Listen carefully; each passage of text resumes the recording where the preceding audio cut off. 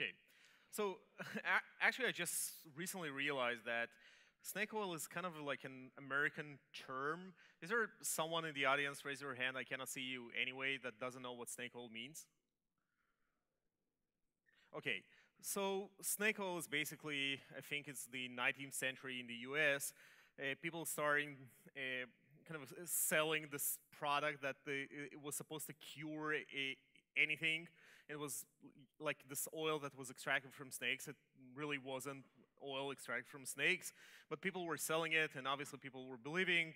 Science was not very advanced. There was no FDA, and there was like these carts, and people were selling their product on the road. But once people realized that it's a giant con, actually the term remained, and now it's colloquially used. Snake oil is something that basically is not working. So before we begin, it's kind of a statement that I'm usually, this disclaimer I give in a lot of my talks. And this is what I like a lot, that a dog teaches a boy fidelity, perseverance, and to turn around 3 times before lying down. So if some of you never had a dog, dogs tend to do that. They tend to turn around 3 times and then they lie down. No one knows the explanation for it, but the point is, even though I'm on this stage and quote-unquote expert in the data science field, I'm representing one person's opinion, and everything I'm going to say, just take it with a grain of salt. It's one person's opinion. So just we'll walk through it. The reason why I like giving agendas, it's mainly because there is a way for you to know if I bore you to death when it's going to end. So when I come to the perfect data product and wrapping it up, it's over. So a little bit about me. I'm currently a director of data science at Salesforce. And prior, I was working with, at LinkedIn, actually, with 2 other speakers that were here before me, Mike Conover and Matthew Bastian. The difference between me and Matthew and Mike, in case you actually witnessed Matthew talking about that data scientists are not superheroes, that's true about him. I am a superhero. And in case someone wants to tweet, this is my Twitter handle. Okay, so why do I give this talk? And now that I became kind of a little bit can have this more managerial role at Salesforce, and have this like I'm sure some of you as well have some IT budget that we want to spend. I keep getting to a lot of these conversations with vendors that there's like sleek salespeople that come and kind of try to pitch me their company, their latest product, and it's the greatest. And even though I've been doing data science for about 10 years now, and I'm somewhat experienced in it, like a lot of time I'm actually get a pitch, but my face looks kind of like that. I'm not really sure, like it sounds right, but it's also sounds kind of sketchy. You like promise a lot of things, but I don't like really know what it is. And I thought about, hey, maybe if I'm going through it, then maybe a lot of other people as well. And here I am to maybe kind of walk you through my process around how do I assess basically data product. So here is another just caveat. I will mostly talk about very specific, like best of breed point solutions. So all the examples I would give is mostly related for like smaller companies that focus on one thing. For example, this is definitely not a great framework to evaluate companies like IBM, Microsoft, or my current employer Salesforce that have these giant platform, one-stop shop solutions. It's more about very specific best-of-breed point solution. But before we begin, just with a kind of a hand raise, how many people here are actually like somewhat practicing data scientists, data analysts, data miners, whatever we want to call it, but like my manager who's like this pretty old-school guy, the way he describes it is like that. People who actually, if your grandma came to work, she won't be able to tell the difference between you and a typist in a courtroom. Okay, that's actually, and how many of you are more managerial, executive type level? Okay, actually the majority. Great, because this talk is for you. Awesome. Um, and I guess my other point, this is also something I'm extremely passionate. And Alistair Coral was here talking about data science, the pros, the cons, and the ethics that surround it. I have a kind of mild view on it, and my view on building all these advanced machine learning product that we're actually killing people by not building them. And that's, I have like a very strong opinion on it. And I'll give an example from, if you read the Steve Jobs biography, there was this little story there that actually kind of struck a chord with me. It's about he came to engineer when I think it was the Mac 2 was slow at booting. And he came and said, well, you have to shave off time. The booting, and this architect told him, we can't do it. He said, what if I told you someone's life depends on it?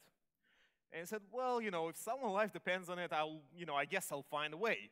He said, okay, let's do a simple math task. We have 5 million Macs. It's 10 seconds extra to boot each Mac. That is how many times you boot. And basically he said, hey, it's 100 people's lives in a year that we're now wasting. And that was, 30, 40 years ago. Now, if you take, for example, Google just launched their like automatic email, or for example, Alistair was talking about traffic, which I will be talking as well.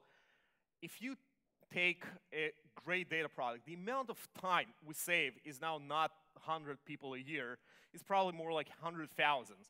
And basically, that what I'm going to talk about, it's when we choose the right data product, we are actually doing humanity a huge favor and giving them back a lot of time that they can use actually, for many other things, like advancing humanity even further. So without further ado, how to spot a data oil salesman. So these are kind of the things I look first. So for me, when I meet with a company, the first thing I'm looking at is the team. It's kind of a very good indicator, as I'll show you. I picked up like 2 companies that, again, they're not special in any way. I just picked them because I'm just happen to be familiar, and I think they're good examples, but hopefully you will get the general principle that I'm trying to show. So this is a company, it's called Vicarious. Their mission, building the next generation of AI algorithms, right? So now, if I see that vision, I kind of try to understand what this company is trying to do, at least on a very, very high level. But I can imagine what kind of team I would like to see there. And this is kind of, if you go to their team page, you will see actually even more. And you probably don't see the text because it's very far, but hopefully you see a word, one word that appears almost after every single person's name. So in case you don't see it from far, the word PhD appears, I think, I don't know, it's like 10 times almost out of these people. And if you look more deeply, you see these people have PhDs from some of the best schools in the world.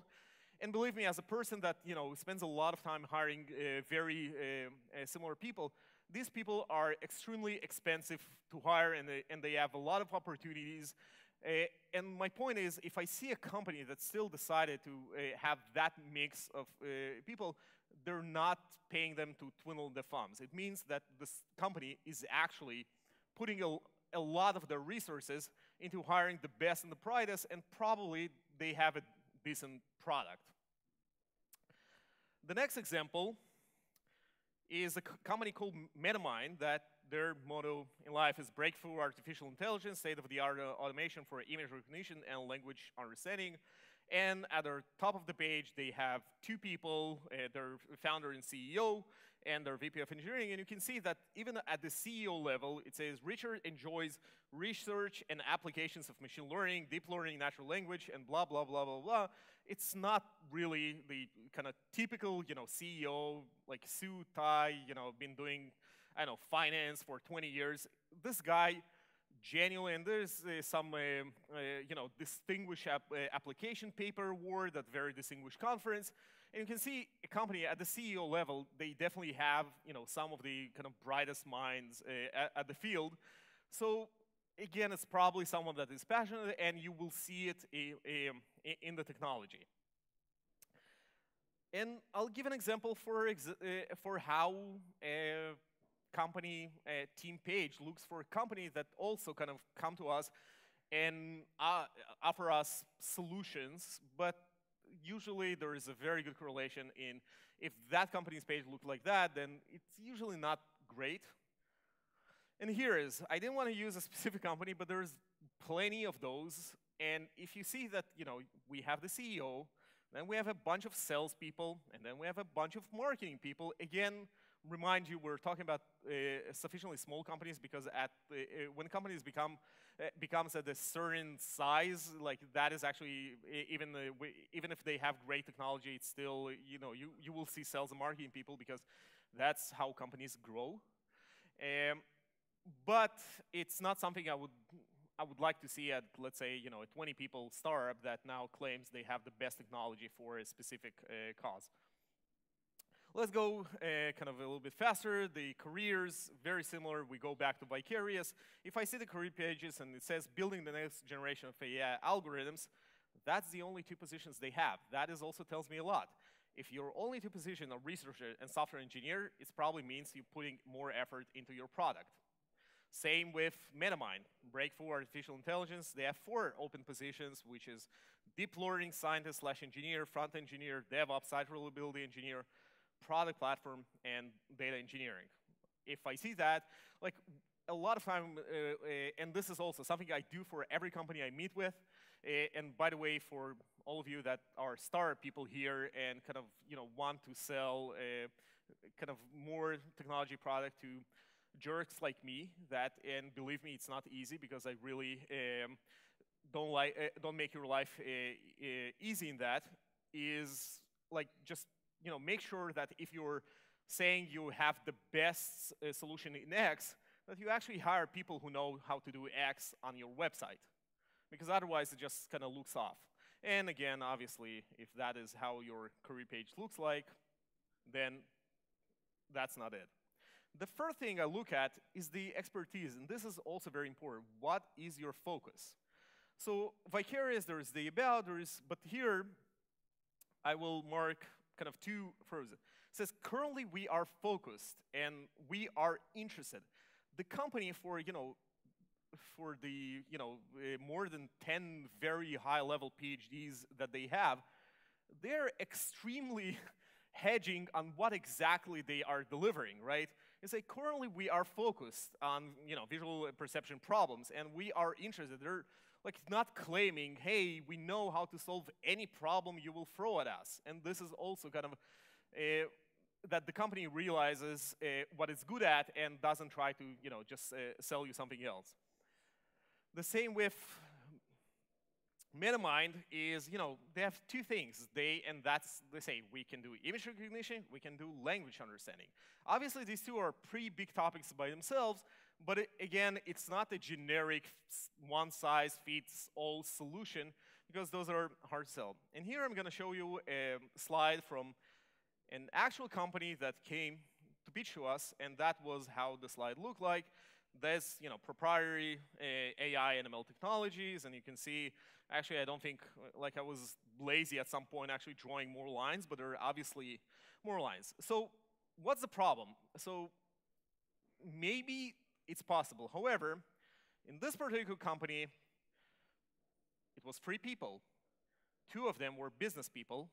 Only 1 of them was actually a technical person. So I'm saying, and here is, my kind of bullshit detector goes off, right? It's like I'm saying, you can do all these things, and you have 1 person working for you that actually implements all of that. And to really drive the point on how not simple this thing is, I would like to introduce, and this is like my only technical slide probably in the talk, I would like to introduce an algorithm that's called logistic regression. Logistic regression is It's a formula that is basically, you know it from high school math. It means, you know, a straight line in 2 dimensions, but if you can imagine that we are in multidimensional, then W is just a vector. But the point is, that is the entire formula for what logistic regression eventually outputs. So, and that is probably one of the most simple classification algorithms that data scientists use. Here I brought with me a book about applied logistic regression. That formula that you see has 450 pages of a book on it with stuff, honestly, I have no idea what they all mean. And we kind of use that book in our team. Again, no one actually read all of it. We use it more like a reference when we're dealing with a problem. But like I said, we have 500 pages on that one simple formula. And if you're gonna tell me that you're an expert on 20 of them, that's kind of, I will find it hard to believe. So let's go for what I think is the perfect data product. And the perfect data product for me is a GPS. And I'll explain why. Because it's really a great data, product because of these 5 things. First, it asks you where you want to go. This is crucial for every data product. It gives you different options together. It tells you why it chose, in this case, the route that it chose. It reevaluates if you haven't followed the advice. You say, you know, someone told you to turn right, you continue driving straight, you know, you got new direction.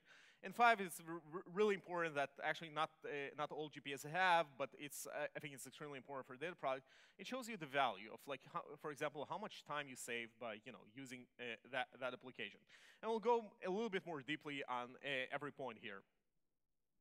So it asks you where you want to go. Why is it important? Because here is a quote that is one of my personal favorite quotes from Alice in Wonderland. And it's Alice meets the Cheshire Cat, and he asks, would you tell me, please, which way I ought to go from here? And the cat says, that depends a good deal on where you want to get to. Alice says, I don't much care where, then it doesn't matter which way you want to go, which way you go. And this is the problem with a lot of data products. They're just are not, you know, optimized for your own goal. And that is just, you know, we can do much better. If I don't know what you are optimizing for, how can I guarantee that I can deliver it, right? And I will show you an example of how a GPS looks like in a form that does not ask you where you want to go. And it's a great kind of GPS. It's extremely flexible. You can zoom in. You can do a lot of stuff in it. It's actually made from recyclable materials. And I have it here with me. That is the GPS that doesn't ask you where you want to go. It doesn't tell you how to get there. If you have a product, and here, you know, analyst people, I'm looking at you. If you have a product that, in order for me to interact with it, I need to look at it, then I need to figure out what I need to do. I need to look at it again and again and again, and hopefully, after looking at it many, many times, you know, it just will, you know, come to me, hey, this is what I need to do, then great. There is definitely a place for such product. It's just not the best we can do. The next, it gives you different options. So in GPS, it's pretty clear, you know, we get different routes that are optimized. But here's another example of a data product. It's a search engine that's called kind of DuckDuckGo that has this kind of playful experience when you say, you type in Opera, right? And it asks you, you know, Opera can mean different things. Which one? Do you mean the performance R? Do you mean the web browser? Or do you mean the company that develops that web browser? And this is, again, it's a great experience that is basically say, hey, when we use the product, people actually, you know, might think, here is just ambiguity around the language. In GPS, it's ambiguity around the optimization function. Some people want the fastest. Some people want wants the shortest. Now that my wife actually drives an electric car, she wants the route that actually saves the most battery in some cases. But basically, we need options. Next, it tells you why it shows what it shows, and this is a lot of it goes to like black box versus what here, and it's a pretty slide from Airbnb. They refer to it glass box. Some people refer to it as white box, but basically it's hey. You gave me an advice, and the sense of GPS is like you see you're driving on this green line, and all the roads like next to you are red, and probably all of you that used GPS in the last couple of days tried to get here, you definitely saw it. But here it's a great example from Airbnb that when they you can ask them, is my listing price too high? It doesn't just tell you, hey, we ran it, and our logistical regression coefficient said yes. Like they actually tell you yes because of low season, yes because of 0 reviews. And kind of why is it important is because actually that is in many ways how you develop trust. If you think about self-driving cars, which is kind of like a black box model, and I now just recently kind of bought a car that has all these like fancy functionality that almost gets to a level of self-driving, but it's hard to trust, right? It's like I cannot like just let it drive and like and not touch the steering wheel. And also when the company the product tells you why, it's you feel that you're getting your kind of money worth, and you actually can use it not just for this product. You can take those insights and use them somewhere else, and basically you get a more bang for your buck. It reevaluates if you haven't followed the advice. Here I chose to present an example from Gmail. So Gmail introduced, it's kind of been for quite some time now, but I remember when it just started, this important versus not important tags, right? So even if someone Gmail decided to tag as not important, but you clicked on it, you opened it, and then you maybe even clicked on something inside, next time a similar email comes in, it will be important. You don't even have to provide that manual feedback. Hey, you can do it. You can do it on Gmail. You can actually click and say, hey, I decided this is important. But actually, you don't have to, because if you click on it, if you open it, then Gmail will just know. And that is, again, it's a great experience. And the last one is just, I think it's pretty obvious why we want to see the value of the products. Like, for me, it's not just, hey, it's something that it's basically says that the company I'm dealing with is transparent. They actually show me they're not trying to hide. They're not saying, hey, trust us, it works. If a company goes and proactively has this value page saying, hey, like in the GPS, for example, hey, by using our suggestion for the route, you saved kind of 20 minutes today, or supermarkets do it with these membership cards, right? But in the end of the check, they say, hey, it's not exactly a data product, but I'm saying it's still kind of the value proposition is there. You save $20 by using the card. It means that because they're so transparent, they will probably optimize for me to keep getting better and better value. So here's the end. In summary, what I want you to understand that first, data science is important. It's the electricity of our era. And what I mean by electricity is when no one says electrical toaster today. People just call it toaster. No one says color TV. With some time from now, we will stop calling our phones smartphones. They will be just phones. And the same with products. Like, for example, when, I love it when